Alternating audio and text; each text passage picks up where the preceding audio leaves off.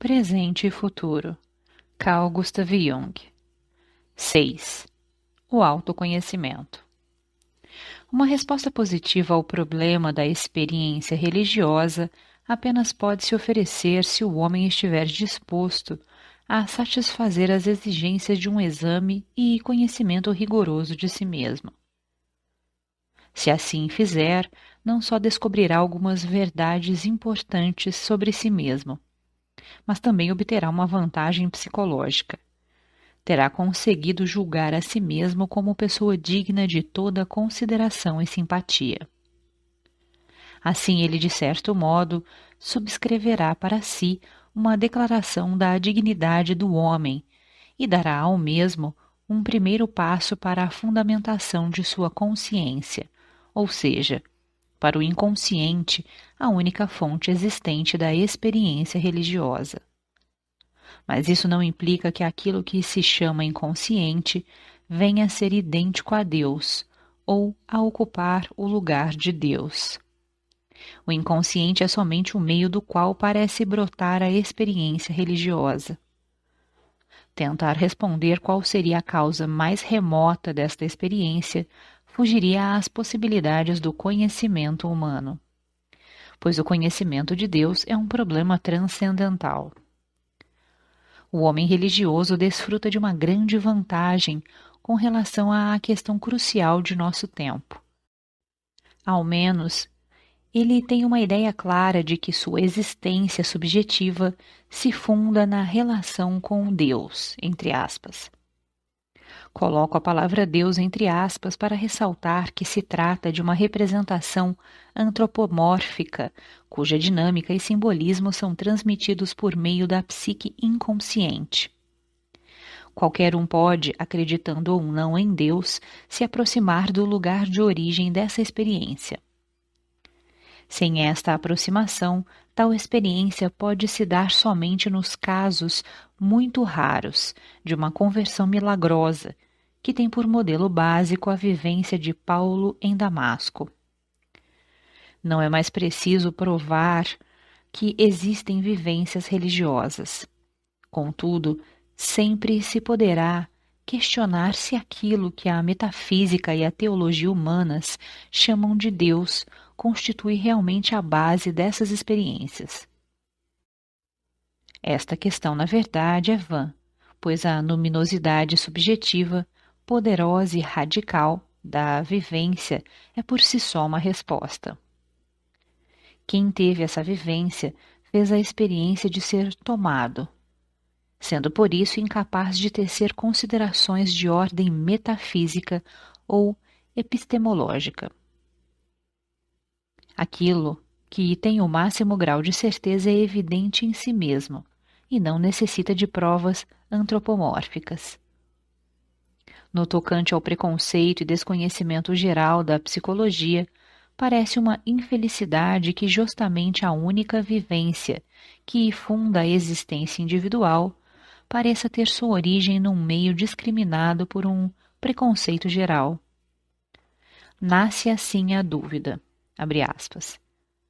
De Nazaré pode sair alguma coisa boa? Fecha aspas. O inconsciente é visto como, abre aspas, simples natureza animal, fecha aspas, quando não é considerado uma fossa abaixo da consciência.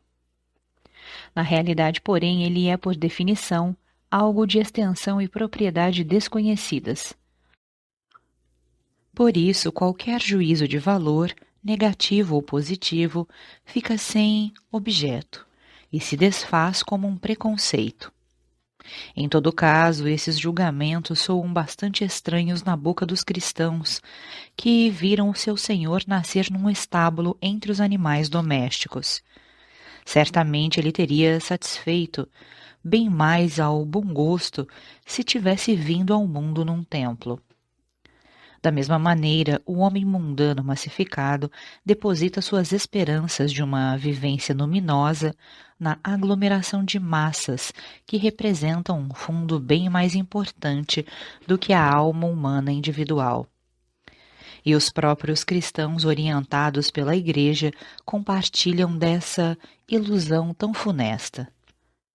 O significado atribuído pela psicologia aos processos inconscientes para a constituição da vivência religiosa é amplamente impopular, tanto para a direita como para a esquerda. Para um, o decisivo é a revelação histórica vinda de fora do homem. Para o outro, isso é absurdo, e o homem não tem uma função religiosa a não ser a crença na doutrina do partido, que requer a máxima intensidade da fé. As diversas confissões afirmam coisas muito distintas, mas todas reivindicam para si a verdade absoluta. Entretanto, vivemos hoje em um único mundo, e as distâncias não são mais medidas como outrora, por semanas e meses, e sim por poucas horas. Os povos exóticos perderam sua estranheza, podendo ser vistos nos museus de história natural. Tornaram-se nossos vizinhos, e o que até então constituía uma prerrogativa do etnólogo transformou-se em problema político, social e psicológico. As esferas ideológicas começam também a se interpenetrar, e não está muito longe o tempo em que a questão do entendimento recíproco tornar-se-á aguda também nesse campo. Um entendimento recíproco, porém, não é possível sem uma compreensão penetrante e profunda do outro ponto de vista. A compreensão necessária para isso repercutirá em ambos os lados. A história, no entanto, certamente passará por cima daqueles que acreditam que a sua tarefa é levantar-se contra esse desenvolvimento inevitável, por mais que isso seja necessário e desejável, e se ater apenas ao que é bom e essencial da própria tradição. Apesar de todas as diferenças, a unidade da humanidade haverá de se impor de modo inexorável. A doutrina marxista já jogou essa cartada, enquanto o Ocidente democrático ainda acredita poder consegui-la por meio da técnica e da ajuda econômica. O comunismo não esqueceu a enorme importância do elemento ideológico e da universalidade dos princípios fundamentais. Tanto os povos exóticos como nós compartilhamos do perigo de um enfraquecimento ideológico, e nesse aspecto somos tão vulneráveis quanto eles. O desprezo pelo fator psicológico há de se vingar ainda mais cruelmente. Por isso, já está mais do que na hora de compensar o nosso atraso. Mas parece que isso ainda continuará sendo entendido apenas como um desejo piegas, pois a urgência de autoconhecimento, além de ser extremamente impopular, parece um objeto incomodamente idealista. Cheira a moral, e somente se ocupa da sombra psicológica da qual as pessoas evitam de falar, ou até preferem negá-la. A tarefa que se impõe em nossa época deve ser qualificada de quase impossível. Ela apresenta fortes exigências de responsabilidade, caso não venha a se transformar novamente numa trahison de clero, traição do clero. Está dirigida sobretudo aos líderes e instâncias de influência que dispõem da necessária inteligência para compreender a situação de nosso mundo. Assim se poderia esperar que consultassem a sua consciência moral. Todavia, como não se trata de simples compreensão intelectual, mas sobretudo de uma conclusão moral, não podemos ser muito otimistas. Como se sabe, a natureza não é tão pródiga com seus dons a ponto de dar, por exemplo, a uma grande inteligência também o dom do coração. Via de regra, quando um é dado, o outro falta. Quando uma faculdade se aperfeiçoa, isso acontece, na maior parte das vezes, à custa de todas as outras. Um capítulo especialmente penoso é precisamente a falta de integração entre sentimento e intelecto. que na experiência dificilmente se compatibilizam. Não há sentido algum em formular a tarefa que se impõe à nossa época e ao nosso mundo, como uma espécie de exigência moral. Pode-se apenas, no melhor dos casos, tentar esclarecer a situação psicológica do mundo, de maneira que também os míopes consigam vê-la e exprimi-la em determinadas palavras e conceitos audíveis, mesmo para os mais surdos. Devemos contar com a possibilidade de um entendimento e de uma boa vontade do homem, e desse modo repetir sempre esses pensamentos e essas reflexões tão necessárias. Quem sabe se por fim a verdade e não apenas as mentiras poderá se disseminar? Com essas palavras pretendo chamar a atenção de meus leitores para a dificuldade fundamental. O terror que recentemente se abateu sobre a humanidade, lançado pelos estados ditatoriais, constitui o ponto culminante de todas aquelas atrocidades, cuja responsabilidade recai sobre os nossos antepassados, num passado não muito remoto, a começar pelas crueldades e carnificina, tão frequentes na história europeia, perpetradas pelas nações cristãs. O europeu deve ainda responder por todos os crimes contra os povos de cor durante o período colonial. A esse respeito, o homem branco carrega um enorme peso na consciência. Dessa maneira, um quadro sombrio do homem comum se esboçou, e não poderia ser mais negro. O mal que, de modo manifesto, se revela no homem e nele habita é incomensurável. E diante disso, parece mesmo um eufemismo a Igreja falar de pecado original, pecado da criação, nascido de um lapso relativamente inocente de Adão. O caso é bem mais sério e deveria ser considerado com toda a gravidade. Na opinião generalizada de que o homem é aquilo que a sua consciência conhece de si mesmo, diz-se subrepticiamente que o homem é inocente, o que na verdade só acrescenta uma dose de ignorância à maldade dele presente. Não se pode negar que coisas terríveis aconteceram e ainda acontecem. Contudo, achamos que são sempre os outros, os responsáveis. E como esses acontecimentos pertencem sempre a um passado, seja mais próximo ou mais distante, eles rapidamente acabam mergulhando no mar do esquecimento, num estado de espírito completamente ausente e crônico, que chamamos de estado normal, entre aspas. Na realidade, porém, nada desaparece definitivamente e nada pode ser reposto. O mal, a culpa, o medo profundo da consciência moral e as instituições sinistras estão aí para quem quiser ver. Foram homens que cometeram esses fatos. Eu sou um homem e, enquanto natureza humana, compartilho dessa culpa, como também trago em minha própria essência a capacidade e a tendência de fazer, a cada momento, algo semelhante. Do ponto de vista jurídico, mesmo não estando presentes no momento do ato, nós somos, enquanto seres humanos, criminosos em potencial. Na realidade, só nos faltou a oportunidade adequada para nos lançarmos ao turbilhão infernal. Ninguém está fora da negra sombra coletiva da humanidade. Se o crime foi cometido por muitas gerações, ou se apenas hoje é que se realiza, isso não altera o fato de que o crime é o sintoma de uma disposição pré-existente em toda parte, de que realmente possuímos uma imaginação para o mal, entre aspas.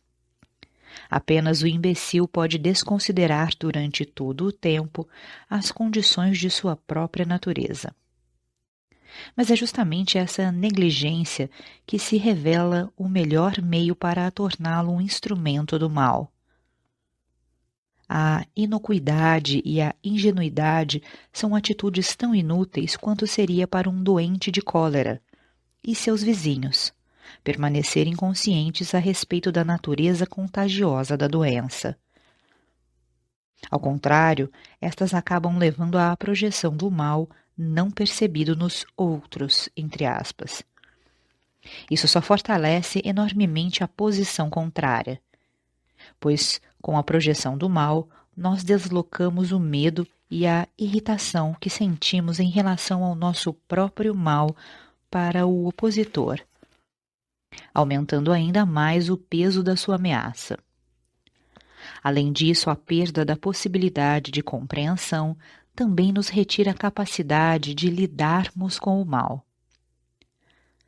Aqui nos vemos diante de um dos preconceitos básicos da tradição cristã e um grande obstáculo à nossa política. Segundo esse princípio, é preciso evitar o mal a todo custo. E, se possível, jamais falar dele nem mencioná-lo. O mal é também o desfavorável, entre aspas, o tabu e a instância do temor.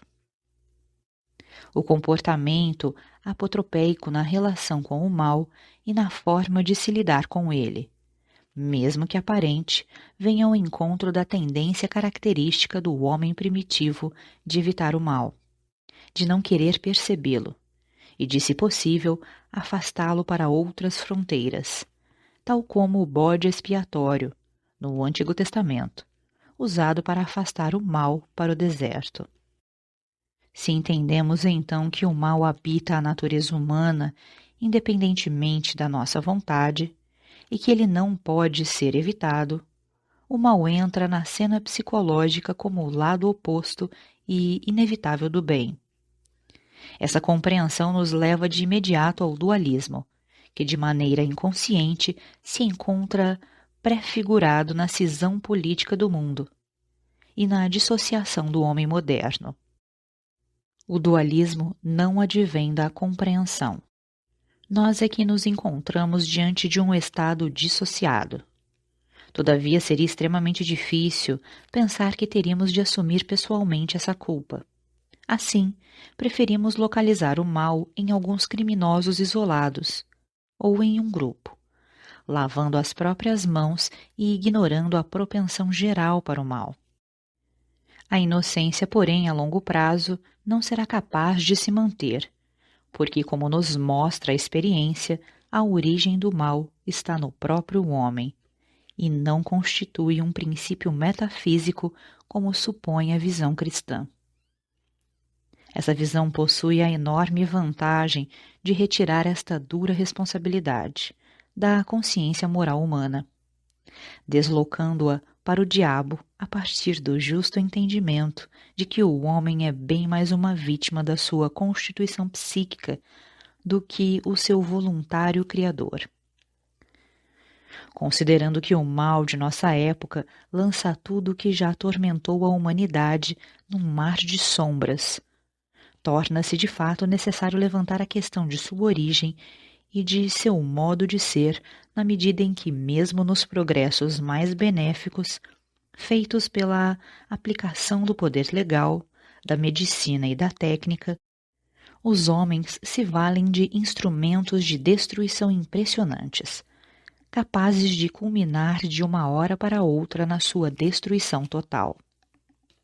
Com isso, não se quer dizer que os representantes da física moderna sejam todos uns criminosos, uma vez que teriam possibilitado, através de suas pesquisas, um fruto tão especial do engenho humano como a bomba de hidrogênio. Não se pode negar que o insumo de espírito e trabalho espiritual exigido para a construção da física nuclear foi gasto por seres humanos que se dedicaram com maior esforço e empenho à sua tarefa, e que, no tocante ao seu empenho moral, também mereceriam ser os precursores de uma descoberta útil e benéfica para a humanidade. No entanto, devemos lembrar que, por mais que um passo no caminho de uma descoberta importante comporte uma decisão consciente da vontade, a percepção espontânea, a intuição, desempenha um papel decisivo. Em outras palavras, o inconsciente participa do trabalho, contribuindo muitas vezes de maneira fundamental.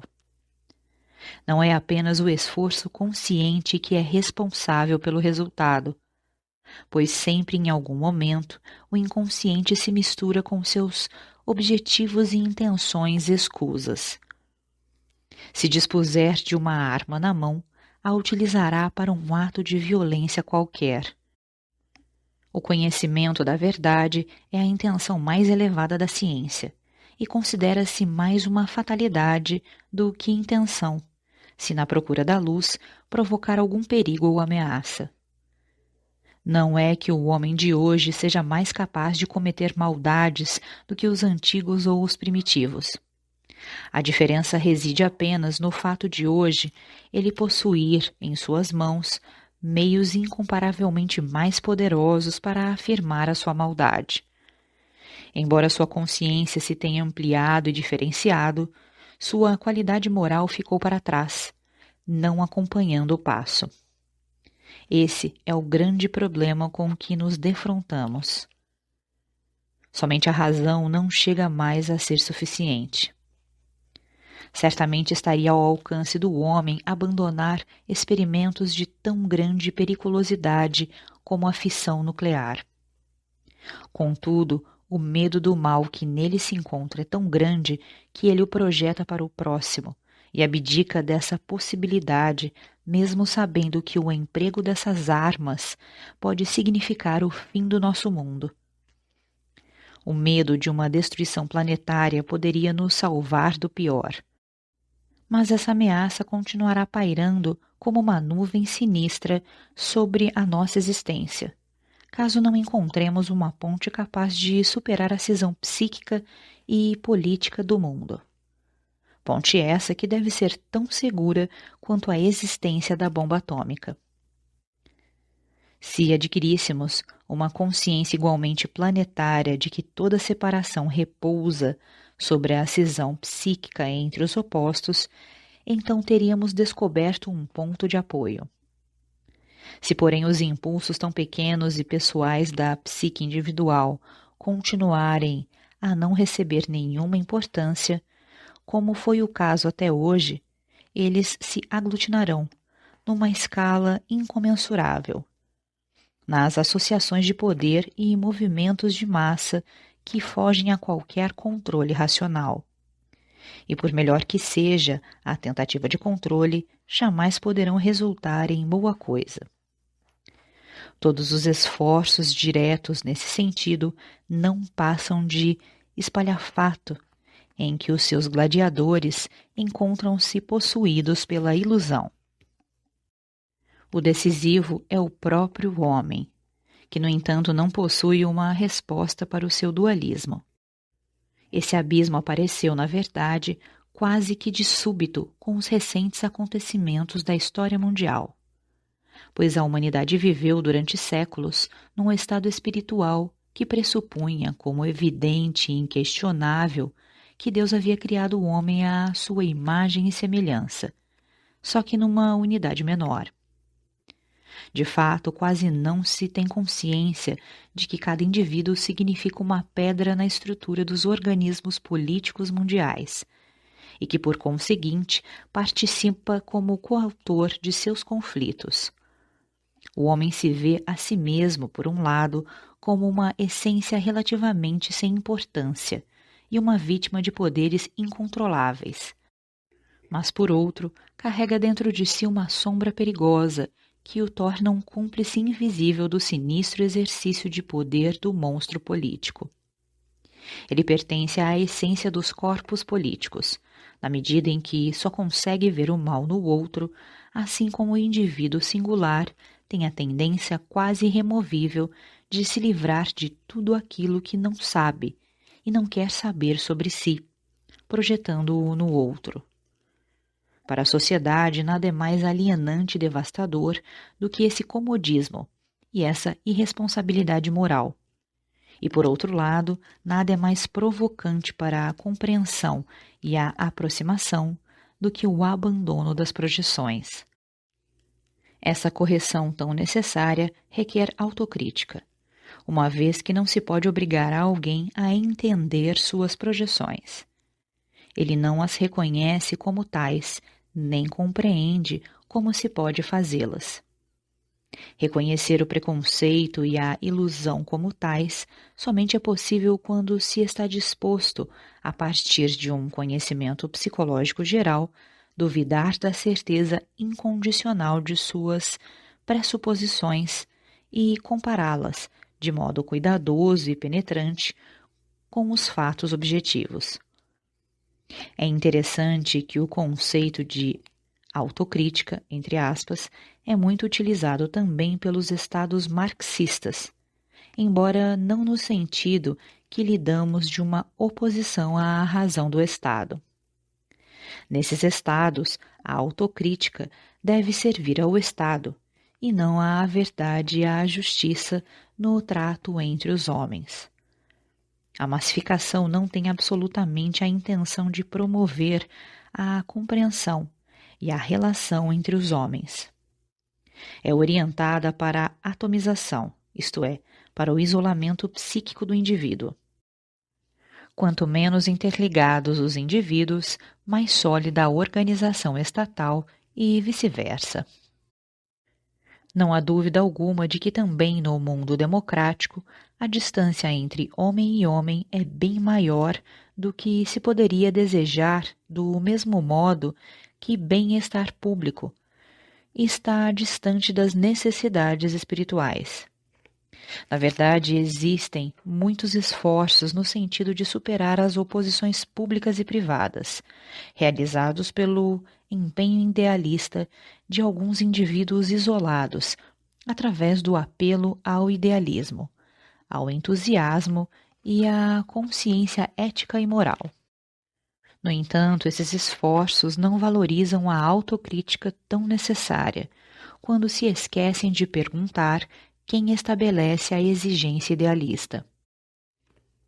Não é aquele que salta sobre a sua sombra para se precipitar com avidez sobre um programa idealista, de modo a encontrar aí um bom álibi para a sua própria sombra. Quanto à respeitabilidade e à aparente moralidade, tecem um manto de ilusão para esconder um mundo interior bem diferente e obscuro? Sendo assim, antes de qualquer coisa, importa saber ao certo se aquele que fala de ideias é ele mesmo ideal, a fim de que seus atos e palavras sejam mais do que parecem. O ideal, porém, é impossível, tornando-se, portanto, um postulado não realizado. Ademais, podemos em geral contar com um faro refinado e perceber que a grande maioria dos idealismos pregados com alarde soam como coisa vazia e só podem ser aceitos quando capazes de confessar o seu contrário. Sem esse equilíbrio, o idealismo transcende o alcance do homem que se vê incrédulo ante a sua falta de humor e seus blefes, mesmo quando feitos com a melhor das intenções. Blefar com outra coisa significa uma violação ilegítima e uma opressão que nunca podem trazer bons resultados.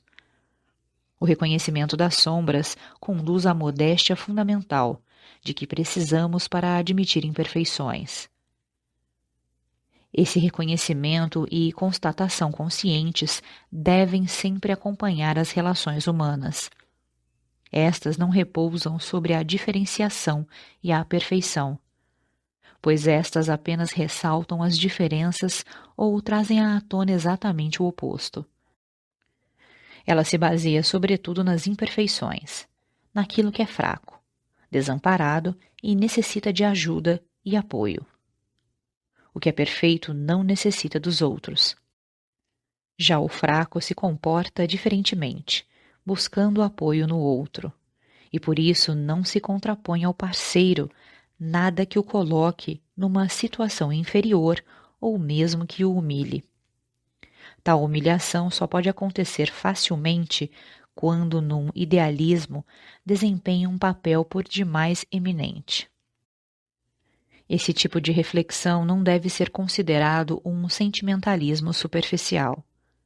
A questão das relações humanas e da conexão interior é urgente em nossa sociedade, dada a atomização dos homens, que se amontoam uns sobre os outros e cujas relações pessoais se movem na desconfiança disseminada, onde a insegurança jurídica, a espionagem policial e o terror estão ativos e operantes.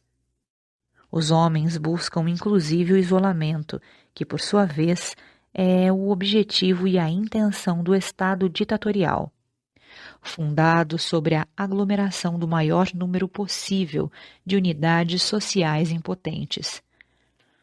Diante desse perigo, a sociedade livre precisa encontrar um elo de ligação de natureza afetiva, um princípio, como, por exemplo, o da caridade, que representa o amor cristão ao próximo.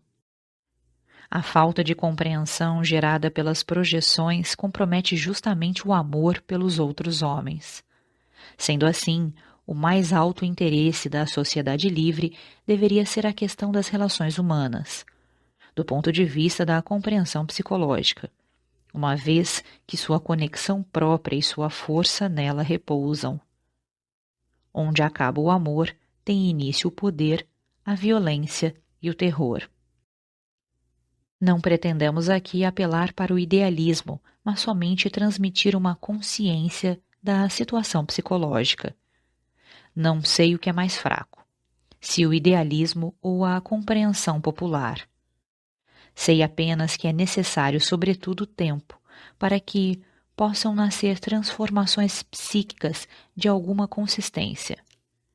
Por isso, uma compreensão que surge paulatinamente parece-me ser de maior eficácia do que um idealismo momentâneo que não chega a durar e a repercutir mais profundamente.